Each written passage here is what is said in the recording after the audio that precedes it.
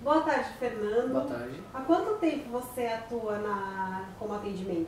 Como atendimento na área publicitária, em média 8 anos que eu atuo. Que eu comecei nessa área, né, porque o atendimento é uma porta de entrada para a publicidade, então depois eu fui em outras áreas também, mas no atendimento 8 anos. Você é formado em publicidade? Isso, exatamente. E como você acredita que deve ser o perfil da pessoa para ser um bom atendimento? O cara do atendimento profissional que vai trabalhar com isso, ele tem que ter um perfil amplo, no sentido de que ele tem que saber falar sobre tudo. Pensa que o atendimento é o primeiro contato do cliente com a agência. Então é o ponto da verdade.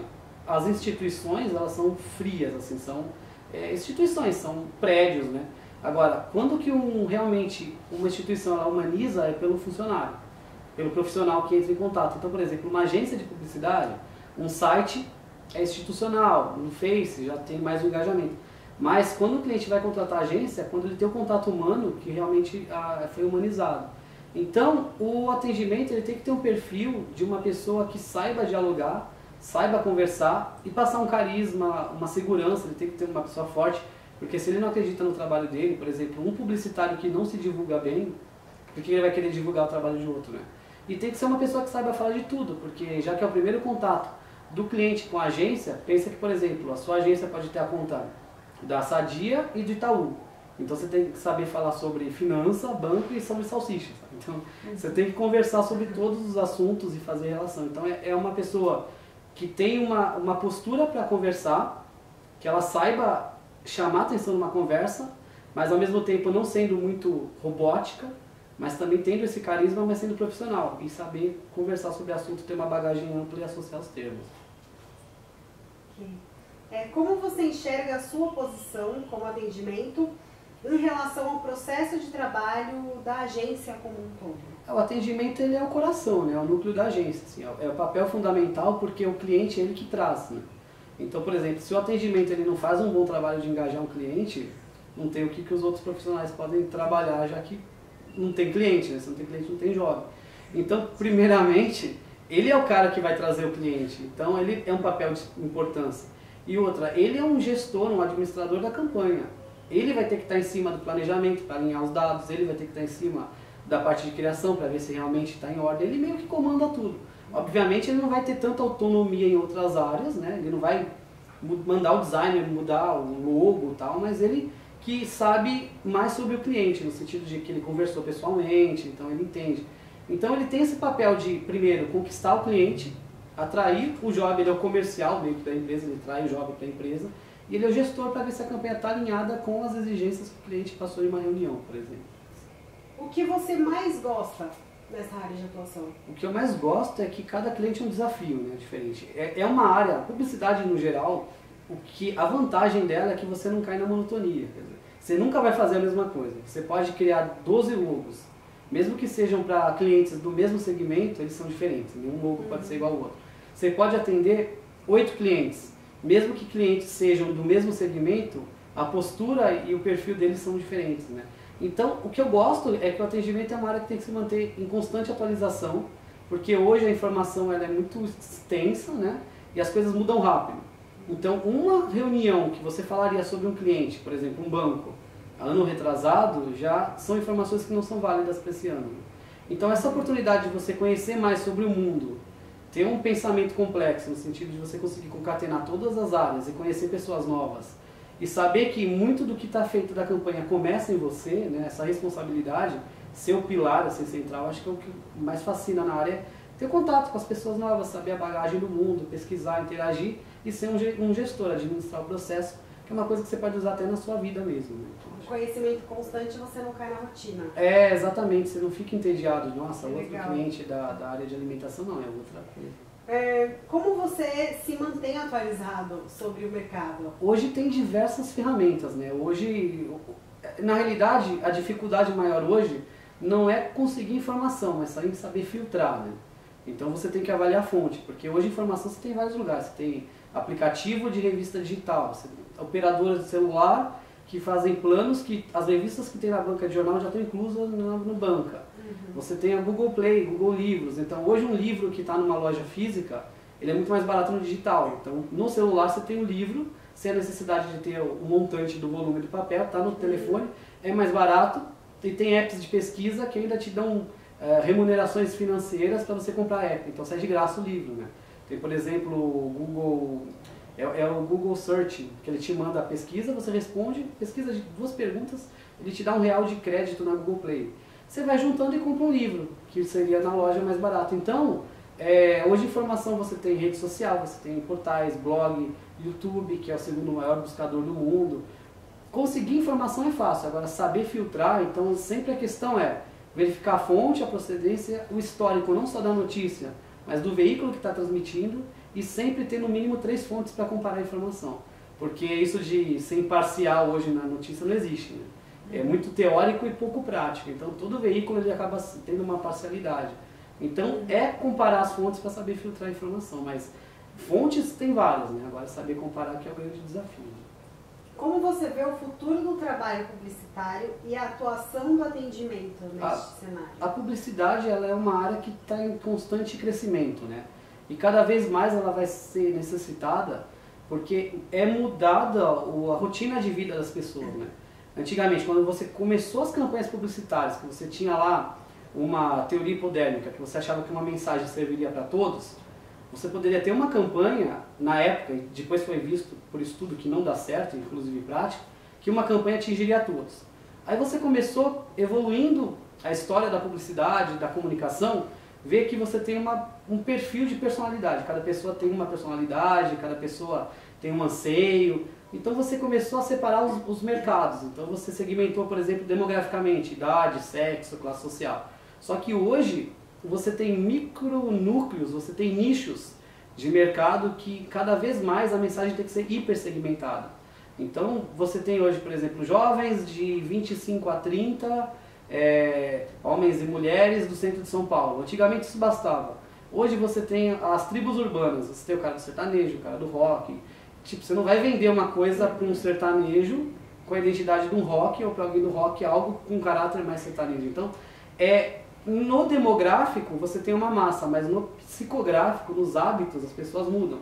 E cada vez mais a personalização é uma coisa procurada. Então, hoje as pessoas querem produtos mais segmentados, mais personalizados, elas querem, já que o mundo ele cresce e ele é super populoso, as pessoas querem sentir-se únicas, então por isso que elas personalizam os produtos. Antigamente você não tinha veículos de comunicação grandes, então você tendia, já que você não tinha informação, por exemplo, sobre a Ásia, a Europa, você achava que o mundo inteiro era da mesma forma do que o local que você vivia. Quando começaram TV, cinema, documentários, as pessoas falaram, poxa, as outras regiões são diferentes da minha. Então ela já começou a ver que todos eram diferentes. Até que chegou a rede social e a pessoa que achava que era diferente agora ela percebe que ela é igual a todo mundo. Porque é tanta gente que um hábito que você achava que era exclusivamente seu tem milhões de pessoas. Então a pessoa se sente de novo na massa. E assim ela precisa de uma personalização, né?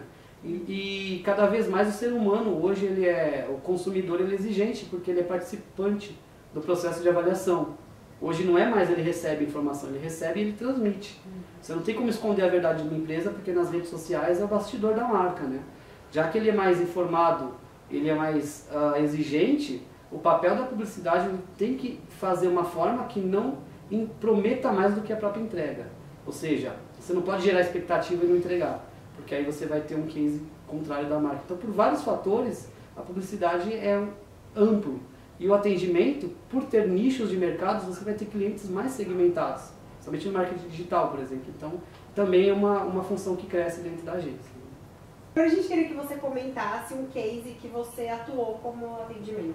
Então, os cases assim, são muito engraçados, os cases de atendimento, porque você trabalha com clientes tão diferentes que você tem perfis e o desafio é saber lidar com ele. Então, por exemplo, eu já atendi clientes que eles eram extremamente humildes e por um valor acessível ele acha que a agência vai fazer quase aquele Word escrito. E quando ele vê o resultado final da campanha, ele fala, nossa, por um valor legal e ficou tão bonito a arte. Eu cheguei a ter cliente que, por exemplo, a gente atua em vários. A gente tem clientes que são empresas grandes, clientes que são empreendedores individuais, né, por exemplo. E teve um que eu achei muito legal, que era uma balconista de uma lanchonete, que ela chegou para mim, é uma lanchonete que eu já atendi a instituição, né? Ela chegou pra mim, pegou um guardanapinho e falou, ah, meu esposo tá fazendo um sacolão, ele comprou lá, ele juntou a vida inteira e a gente vai fazer frango assado e tal. Então faz pra mim alguma coisinha pra eu conseguir divulgar lá na região, uma coisa mais localizada. Aí eu lembro que ela pegou aqueles guardanapinhos que ficam na lanchonete, escreveu assim, sacolão, vai ter frango na sexta e os dados. Aí eu falei, não, mas vamos fazer uma coisa bacana pra você, uma coisa acessível. Aí quando veio o cartaz, tipo, que a gente fez uma arte legal, com uma foto bonita, eu falei, nossa, não acredito que isso é aquilo que eu pedi. E aí, com base nisso, ela precisou rever o investimento para dar uma organizada no layout, na identidade visual do espaço, porque eu não tinha visto o local também. E a publicidade não pode prometer mais que entrega, né? Então, na realidade, começou que de uma arte ser feita, ela olhou e falou, putz, a arte ficou muito legal. De repente, ela parece mais sofisticada que o local. Então, isso ajudou ela a replanejar o local e hoje já virou uma referência na região, porque começou com folders, sabe? Nossa, uma coisa legal. que era... E pessoas, por exemplo, comunidades que você ensina marketing, você faz uma consultoria de marketing, uma gestão. Teve um cliente meu que ele tem tinta, ele tem uma grande empresa de tintas, né, que a gente fez um catálogo para ele. Eu ensinei para ele a SWOT, cruzar SWOT, a gente pegou força, fraqueza, fez o cruzamento. Ele viu que ele assumiu, na verdade, ele comprou essa empresa de tinta de um outro gestor. Aí, quando ele assumiu, ele estava meio perdido, então a SWOT ajudou ele a se organizar. E ele viu no cruzamento da matriz que a qualidade do produto era o carro-chefe da empresa dele. E aí ele percebeu que então, se um cliente reclama que uma tinta está errada, por exemplo, essa tinta veio com defeito, ele, com essa gestão, ele passou assim, se um cliente vem até mim e reclama, que é a visão que eu passei para ele, que a tinta está errada, imagina que outros, esse cliente você está na sorte, ele te deu uma segunda chance, ele reclamou. Mas imagina outros que podem ter recebido a tinta, estava errada, não reclamou, mas também nunca mais vai comprar de você. Então, às vezes, a vantagem é quando o cliente chega e fala que está errado, que ele está te dando uma segunda chance. E vai também passar a mensagem para outras pessoas. Exatamente. Né? Não compre essa tinta. Hoje viraliza muito as coisas. Então, a partir disso, ele tomou uma postura que uma tinta está errada, verifica o lote e faz o recall de todas as tintas daquele lote. Porque se uma está no lote errado, pode ter a chance de outras pessoas não terem dado. Então, ele tem um cadastro, ele tem um lead dos fornecedores, e com base na SWOT agora ele faz isso e aumentou a pontuação da empresa dele na avaliação dos clientes. Quer dizer, e clientes aumentou o remarketing, clientes que não compravam que passaram a comprar mais uma vez. Então a matriz SWOT meio que na entrelinha identificou que sentiam pessoas que recebiam a tinta errada, com algum problema, e não reclamavam e não compravam. A partir do momento que você troca o lote inteiro, você resolve qualquer um desses problemas. Então, são ações simples que fazem uma diferença muito grande na empresa e podem mudar o futuro da sua marca. Os clientes de pequeno porte, eles possuem os mesmos questionamentos que os de grande porte? Difere um pouco pelo sentido do conhecimento da área, né? É o que eu te falei, por exemplo, um cliente de grande porte que já está acostumado a lidar com agência, campanha e tudo mais, você chegar e falar que vai imprimir em 4 cores, ele vai entender. Talvez um de pequeno porte não sabe nem o que são 4 cores na impressão. Por isso que você sempre adequa a sua linguagem de acordo com o perfil do seu público, né?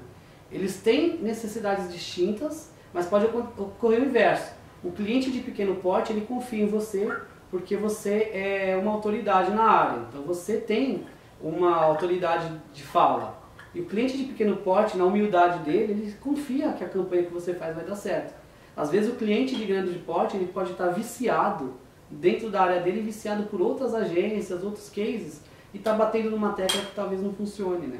Porque o argumento de autoridade para publicidade é engraçado, porque, por exemplo, mecânico é um argumento de autoridade, o médico tem um argumento de autoridade.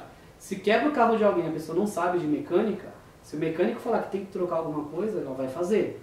Se você tem um problema, uma dor de cabeça, vai no médico, no hospital, ele fala, a gente vai ter que operar seu lóbulo frontal. Você não vai chegar para o médico e falar, putz, mas lá me dá aflição quando cutuca, não pode ser do outro lado. Não, porque o cara que é médico, a vida da pessoa está em risco, está nas mãos dele.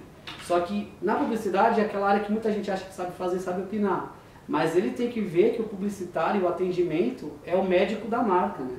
Se o médico te cortar uma artéria errada, você morre.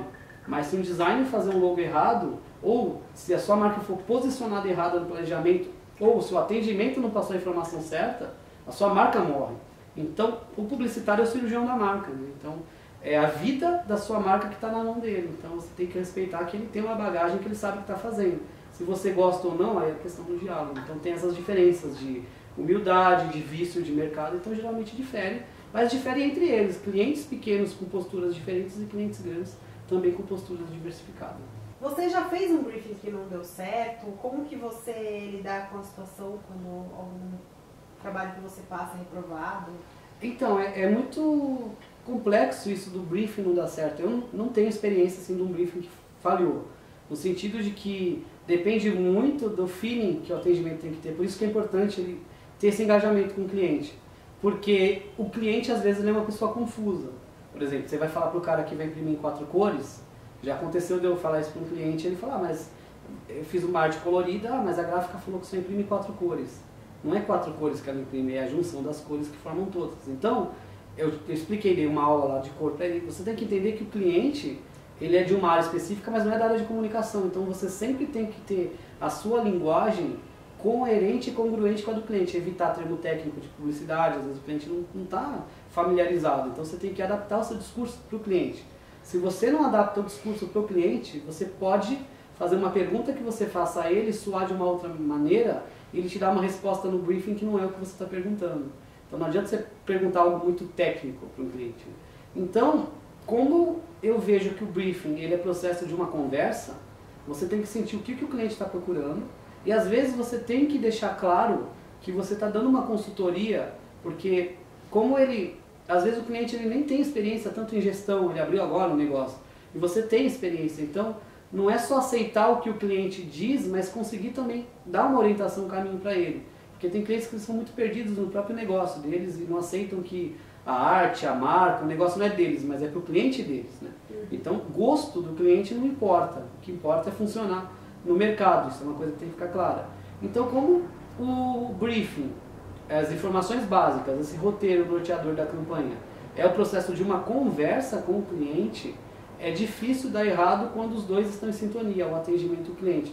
Se um entende a necessidade do outro e você faz o cliente ter uma orientação do caminho que ele deve seguir, e se ele deixa claro os objetivos e as dificuldades para você, aí você consegue. Por isso que ferramentas de marketing podem ser usadas até para a criação do briefing, que elas são uma prova real de que as informações que o cliente cede são cruciais, são verdadeiras, né?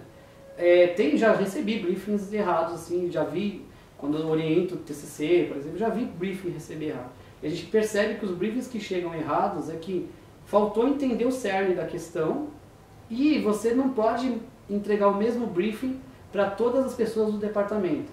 Por exemplo, para que um cara da criação vai querer saber que o cliente quer crescer, faturar 3 milhões e ter 33% de... O cara da criação vai ficar louco com os números. E para o cara da mídia, se o seu logo fosse uma forma geométrica, também não interessa. Então você tem um briefing que é mais completo, que o atendimento gera, e esse briefing depois ele é decupado. O profissional de criação vai receber só a parte que interessa para ele. O de mídia só recebe a parte dele. E obviamente algumas partes vão estar em todos os briefings. Parece repetitivo, mas é porque as pessoas vão ver segmentado. Então às vezes não é nem que o briefing foi feito errado, mas ele pode ter sido segmentado de forma errônea, entregue partes que faltaram para um, sobrou para o outro. Então você tem que ter esse feeling, né? Sobre lidar com reprovação de cliente, isso acontece muito mais em relação ao processo criativo. Por exemplo, você vai fazer um logo para o cliente, ele fala, não gostei. O gosto dele, o que você tem que deixar claro para o cliente é que ele tem um número de alterações. Se você é uma empresa, você tem uma equipe profissional, você é estudioso da área e você é um técnico, especialista naquilo, você sempre tem que deixar claro para o cliente, passar a segurança do seguinte: a primeira proposta que eu te entregar, a gente garante que funciona no mercado. Vai funcionar porque teve toda uma pesquisa e uma base para isso. Agora, se você gosta ou não gosta, você ainda tem alguns números de alterações para tentar deixar aquela proposta mais de acordo com a sua cara. Mas lembrando que tem que funcionar para o seu cliente e não para você. Então a gente não vai entregar para um cliente algo errado, algo mal feito. A primeira proposta não é um esboço, já é válida. Agora, se ele gosta ou não, essa gostologia, aí não tem como você mensurar o gosto do cliente. Às vezes você pode sentir o feeling, falar, putz, ele não vai gostar disso, vai gostar daquilo. Agora o problema é quando o que ele gosta, você sabe que não vai funcionar no mercado. Aí você tem que chegar para ele e ser sincero e falar, ó, respeito seu gosto, sua marca, mas por tais motivos, sempre justificando para ele. Aí não tem problema, o que é acordado não sai caro, né? É igual crítico cinematográfico, você não pode chegar a falar assim, eu não gosto desse filme, eu gosto daquele. Se você é um crítico cinematográfico, tipo, eu não gosto desse filme por motivo disso, iluminação, fotografia, roteiro. Eu gosto desse porque direção competente. Então, a sua campanha funciona, o que você me pediu vai funcionar por causa que o público é esse, ele engaja aqui, eu tenho dados. Ah, o que você pediu não vai funcionar, então a gente vai substituir isso por isso. Sempre deixar claro, ter um diálogo com o cliente e manter o acordo. Então, isso vai evitar que o seu briefing fracassa e que você tenha atritos com ele. Deixar sempre tudo bem claro e ser sincero.